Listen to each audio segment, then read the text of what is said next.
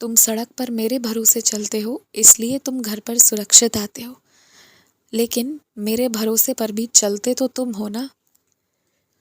तो तुम ना ये जो सड़क पर वाहन से डर जाते हो, रुक जाते हो, या फिर तेज रफ्तार में आते हुए वाहन को नज़रअंदाज कर देते हो, क्यों? क्योंकि देखकर डर लग जाता है। ये तुम गलत करते हो। तुम्हें ना सामना करना चाहिए।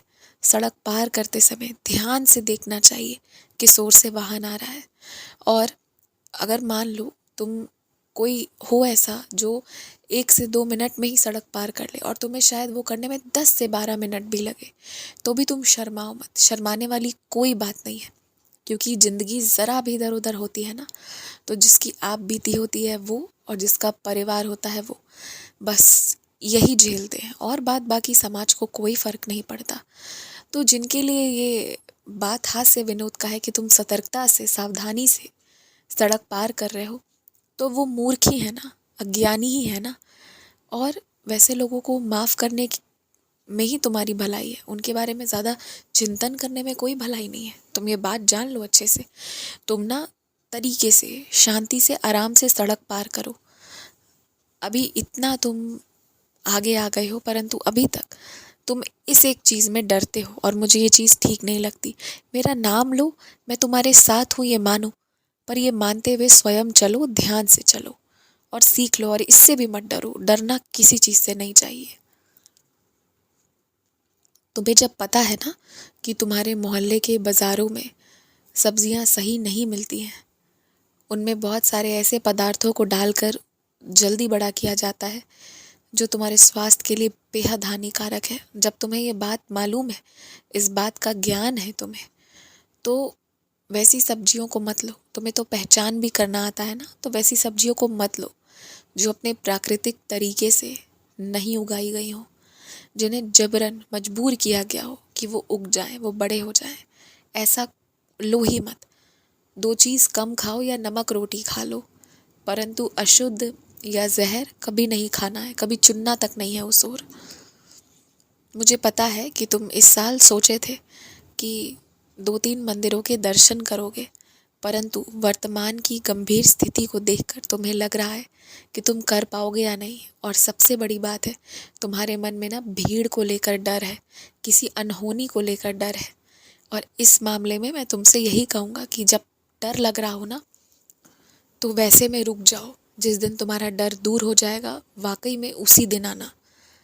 और अगर अभी तुम्हारे मन में डर है, तो तुम रोज़ मुझसे प्रार्थना करो कि बाबा आप मेरे मन से भय हटा दो।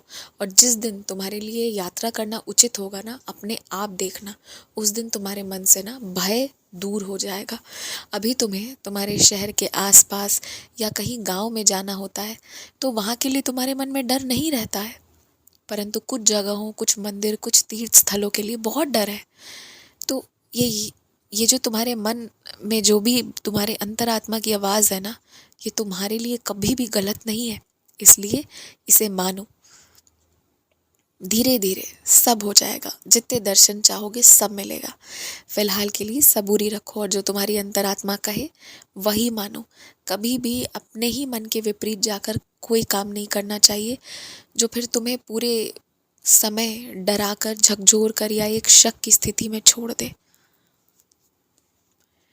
जिन लोगों के कमरे से बहुत आवाज़ आती है, जिसके कारण तुम्हें दिक्कत होती है, किसी भी तरह से, किसी भी तरीके की तकलीफ होती है ना, परंतु रिश्ता ऐसा है कि तुम सीधे से सामने से नहीं बोल पा रहे हो, तो वैसे लोगों को ना सीधे ना बोल पाओ तो थोड़ा सा तुम मेरी सच्चरित पढ़ना, आशीर्वाद मांगना, और फिर आज सुबह सब नीचे मिलना। तब मैं कुछ ऐसे शब्द पिरूंगा कि वो तुम्हारे इशारे भी समझ जाएंगे, किसी को बुरा भी नहीं लगेगा, किसी को शर्म भी नहीं आएगी, और तुम्हारी समस्या का समाधान भी हो जाएगा। ये काम हो जाएगा, तुम चिंता मत करो। मुझे इस बात का बहुत ज़्यादा दुख है कि तुम्हारा हाथ कपड़े आयरन करते वक्त इस तरह जल गया। तुम उस पर दवा भी लगाओ, और ऊदी का प्रयोग तुम जैसे चाहो उस तरह से करो। अब तो मैं तुम्हें ये आज़ादी देता हूँ। परंतु ऊधी भी लो, तुम्हारा वो निशान पूरी तरह से ठीक हो जाएगा, जले का निशान दूर हो जाएगा। चिंता बिल्कुल मत करो। आयुष्मान भव।